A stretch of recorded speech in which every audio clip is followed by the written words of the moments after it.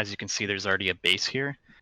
It's already been claimed, so if you pulled out a construction tool, you'd actually be able to see that the claim of the base, and it prevents you from being able to build on here. Can you destroy other people's buildings as well? You can in the PvP zones.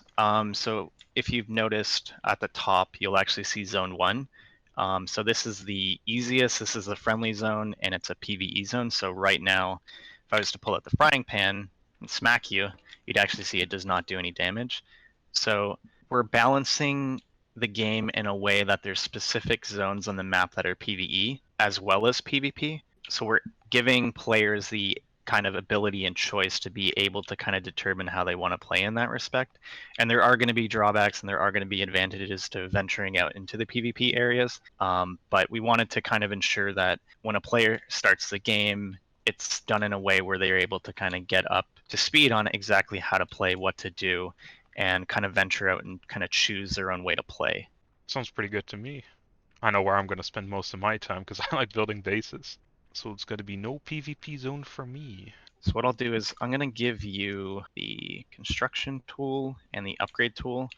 I'm a terrible builder, so it'd be nice to actually see you kind of do this from fresh eyes and kind of build something. I am going to turn it to daylight because it's just a lot better to see what you're doing. So can you put down the perimeter yourself? Because I see these pillars here now. Yep, so when you have the construction tool up and you're seeing stuff that is not yours, you'll see the pillars, so the totem pillars as well as a line. It'll be red when it's not yours, when you do not have access, but if you come follow me, what we'll do is maybe we'll build over here. Costs 1,000 wood to put a pillar down? So the totem is 1,000 wood, but what it does is in the PvE zone as well as the PvP zone, it claims the area so no one else could build in it. So I'm going to drop you 1,000 wood. Here you go. And by the way, another question from our community. What are the challenges you've experienced when developing the game? The biggest ones? Okay, so the biggest one was actually an engine upgrade. We went from Unreal Engine 4.22 up to 4.27. That was a huge undertaking that took a little over a month, but in doing so, we got a lot of performance improvements out of making that switch.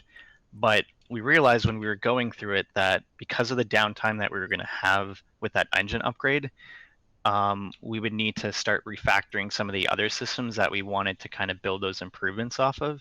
So while we were doing the engine upgrade, we actually spent a lot of time reworking our persistence system, our level streaming system, and foliage system.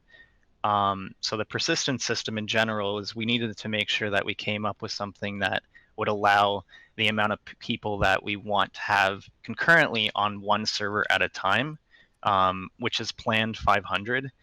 But we want to make sure that the system itself was built to allow our veil travel system. So this will allow us to kind of transfer from one server to another. And we'll talk a little bit more about that coming up within the stream. But there's a lot of underlining systems that we wanted to have in place before we hit early access. And that engine upgrade was one of the most important and most challenging that we had. Okay. Oh, you're ambitious with your build. Okay, so I'll actually give you a lot more resources. But I do want to show you a neat feature. So I'm going to drop you another 1,000 wood.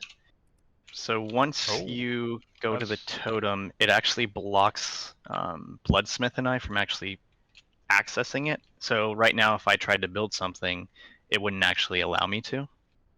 So if you go up to the totem, hold F to view permissions, you can add Bloodsmith and I. So one of the most important things to keep in mind about the totem is making sure that you're blocking out certain people, but also if you go into the inventory of it, you'll notice that you do need to have certain resources to upkeep the base. That is quite a lot. Oh no, that's for upgrade cost, never mind. So upgrading also gives a siege, or? So the base will need a specific requirement. So it needs to be a specific size to be able to siege.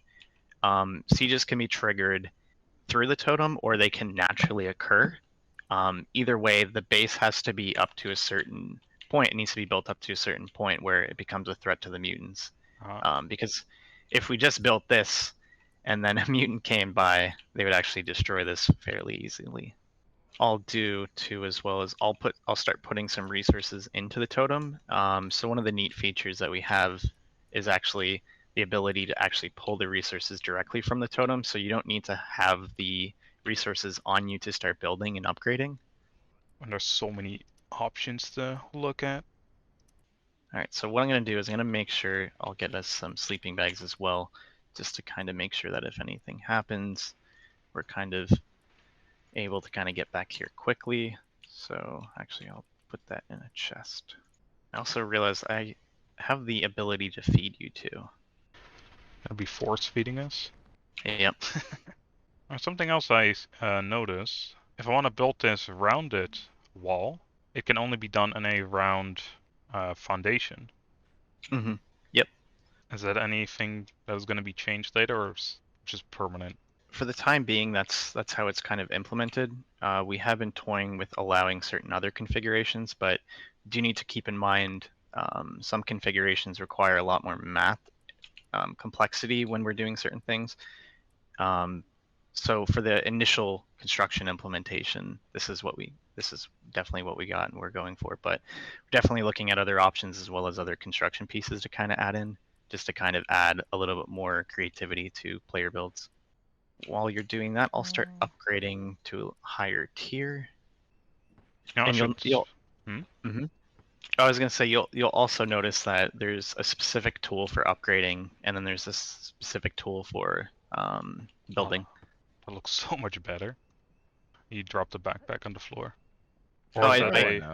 I dropped that for you. Ah, okay. So how do they look like now? Wait. Oh, But so that's the green one is my backpack, right? Yep. So we have the fanny pack and then we have the backpack. There's going to be different tiers of backpack requiring you to go out and venture out in the world or purchase them from vendors, but there's definitely going to be a lot more options available there. But the fanny pack that you choose in the customizer, that's something kind of exclusive to you. But we're also going to be adding in some other skins that you'll be able to use to kind of customize that as well. So we have wood right now. What I'll do is I'll add some stone and iron into the totem, so you'll be able to pull directly from there and upgrade, and then kind of see what the rest of the construction system looks like. I've seemed to run into an issue. I cannot seem to place a floor on this one.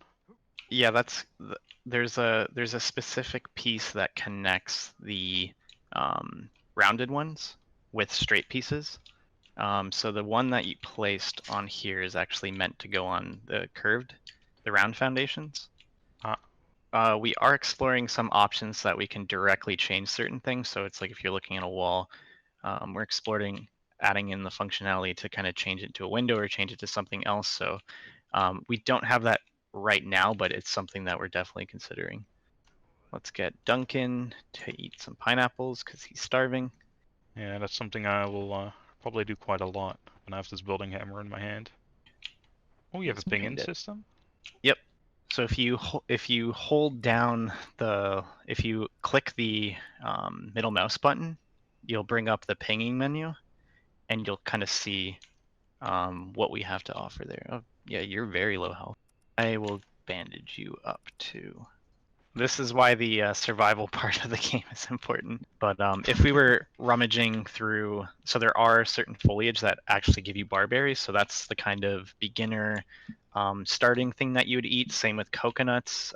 There's also harvestable apple trees.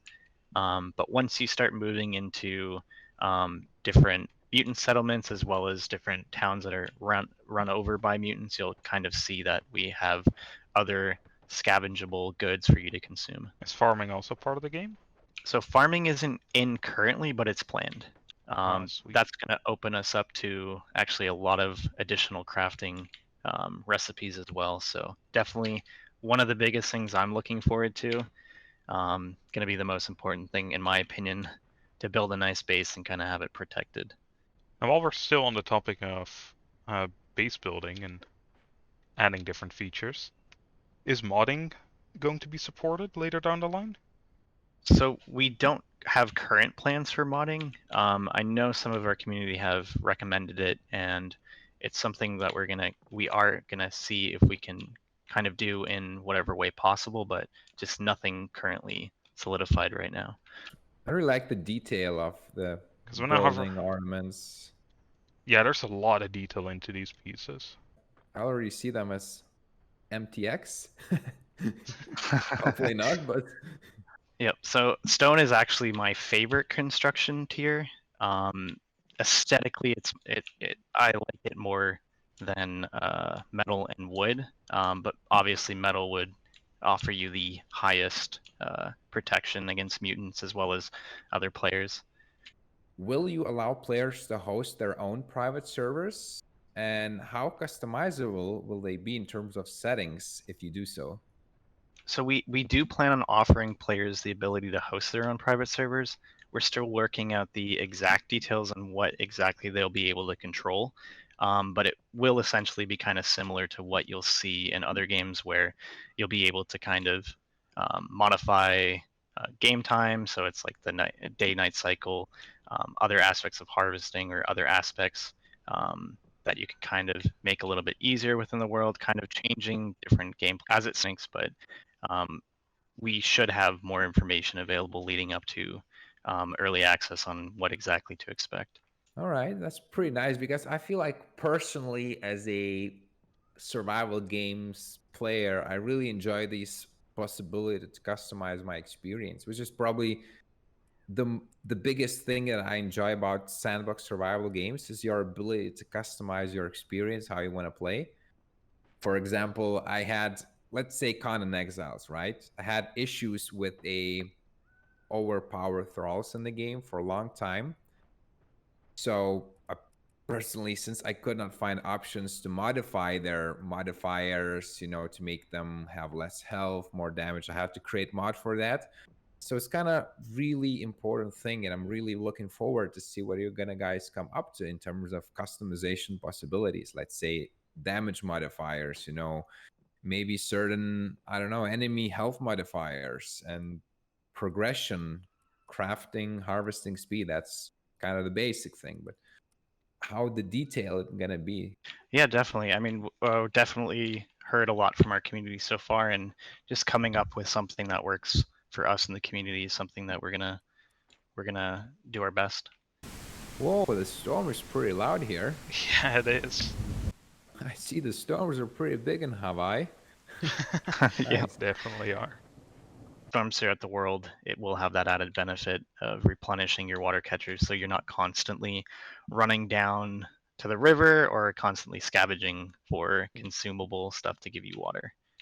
And how's weather gonna impact, let's say, the character or structures? For example, Icarus, right? One of the things I like about Icarus is the weather impact on your structures, putting your house on fire. And do you have any plans on that? You and I have a very big difference between what is nice for a structure mate. So we haven't had too many discussions on that. We haven't had too many suggestions either. I don't know exactly what direction we're going to be taking weather environment on actual construction pieces. I do know we're kind of looking at how we want weather to kind of affect the player in general. But if you or your community definitely have suggestions coming from other games like Icarus, definitely stop by our Discord and let us know. Um, we do spend a lot of our time going through those suggestions and kind of engaging what the community wants, and if it's something that is something that's reasonable and kind of aligns with the direction of the game, we'll definitely consider it. So you do both have a differing opinion on how weather should affect base building. So what was yours, Bloodsmith? Whether the storm should, let's say, impact the base, destroy Hmm. it, or yeah? Yep. So you're for it, and then Duncan, you're against it. I like to build massive bases, so if there's a storm like this and it can destroy parts of it, that's just kind of annoying upkeep. Maybe this could be, let's say, a server setting, like possibility to turn off these options. Yeah, I mean it's something we could explore. I do know so outside of kind of Maui that you see it. We do have plans for server. So we have server travel implemented, the first initial implementation of it, which is going to lead us out to being able to travel to different vales, which will be different versions of Maui with different biomes. So you'll have like jungle, mountain, volcanic, possibly. We're looking at some other stuff. There's going to be some underwater stuff as well. So definitely a lot of ideas coming in, and a lot of plans for offering different gameplay experience, different weather, stuff like different nighttime cycles. Mhm. So just kind of a lot of different experiences specific to the Vale that you're traveling to. So if you're in a different vial, you said they fractured off from, or basically a different reality from this one, right? Mm-hmm. Are there like similar landmarks in each location and like the same-ish layout, but just different biome? So it's gonna be kind of a mix. So there will be some similarities, but there are going to be some drastic changes that are specific to each biome. So it's going to be something that it's similar in certain aspects, but there are going to be stuff major enough where you'll only see specific landmarks or gameplay features depending on the Vale that you're traveling to. So to get a coconut, you need to cut down the tree, or is there Hmm. other ways to get them down? So this is the first initial implementation of our foliage system. We are exploring other ways. So eventually it's going to be something where you fell the tree, it hits the floor, you'll be able to harvest it further once it hits the floor. I'm not entirely sure on the exact direction for stuff like coconuts, but I will definitely find out for you. So one interesting thing I've just noticed that the game has no shortcut bars, and if you use numbers, it works. You can change weapons, but you don't see them in a quick slot bar or something like that. Hmm. Are So you we planning to keep it that way, or have some other ideas on this implementation? so our current plan at this moment is to keep it the way it is.